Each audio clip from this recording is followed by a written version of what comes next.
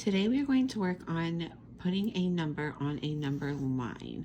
We're going to put it on two different number lines. One is going to show the number between the two closest tens, and the other is going to show between the two hundreds. So as I'm looking at this number, 337, I notice that it has a 3 in the hundreds place and in the tens place, and 7 ones. So I want to look at these first two digits, the hundreds and the tens, and I know together that if I would decompose that, I would have 33 tens. So I'm going to have 330 as my starting point on the left because that is the number of tens that we start with, and 33 tens has a value of 330.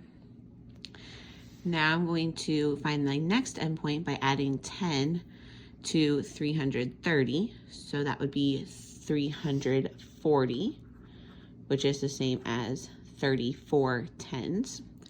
And between 330 to 340, I have 10 numbers that I need to place in here.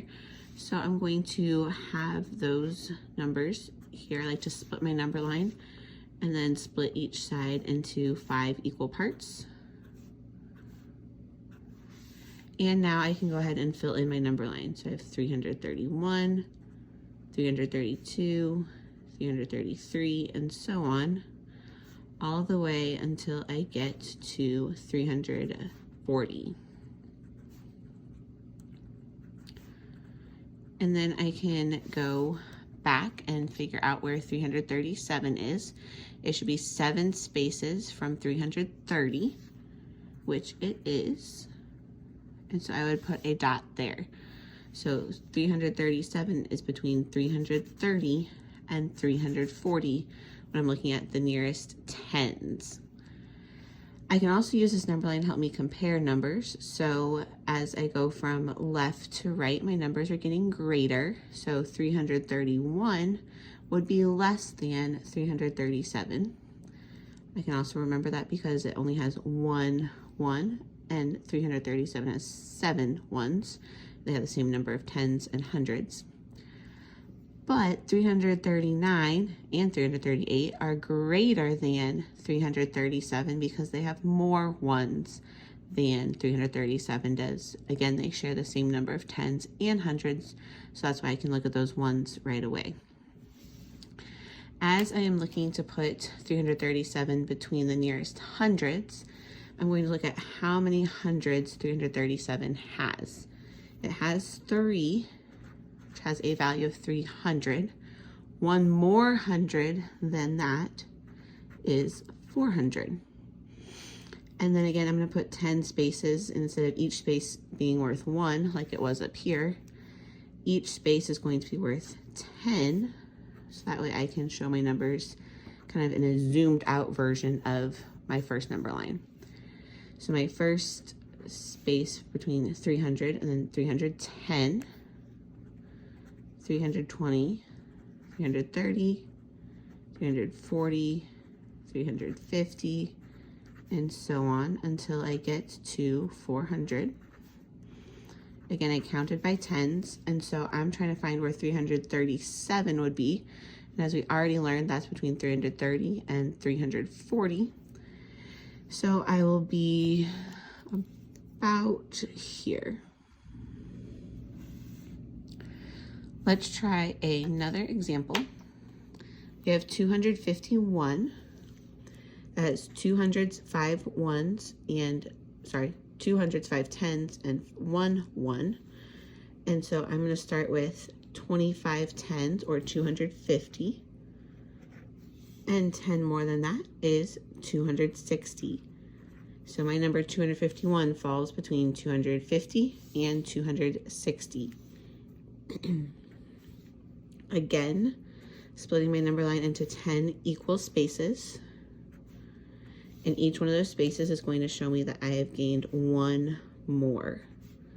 So I'm starting with 250, and I'm going to go all the way up to 260. Counting by ones.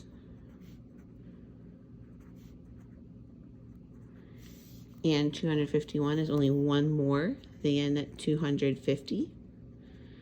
So that is where it would go. And I could say a lot of these numbers to the right and pick any one of them, and it would tell me that it would be greater than 251 because both of those numbers have the same number of tens, hundreds, and tens, and only the ones are changing. So 252 is greater than 251, 256 is greater than 251.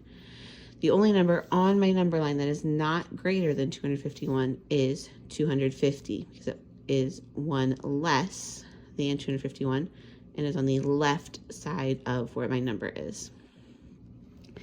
If I was going to do 251 on a number line to show the hundreds, I have 200s, and I'm going to add 100 to 200, and that is 300. Again, I'm going to split my number line into 10 spaces, and instead of each space being worth 1, like it was up here, it's going to be worth 10. So I'll just go from 200, 210, 220, and so on until I get to 300. Remember when we were looking at the hundreds number line, it is a zoomed out version of this tens number line. So now I'm trying to find 251, which we already figured out was between 250 and 260. So on this hundreds number line, I'm looking for those two numbers. And so 251 would be right about there. And I could say that 220 is less than 251 because it has fewer tens, but 290 would be greater than 251 because it has more tens. Go ahead and draw your number line and practice 426. When you are ready, you may unpause the video and check your work.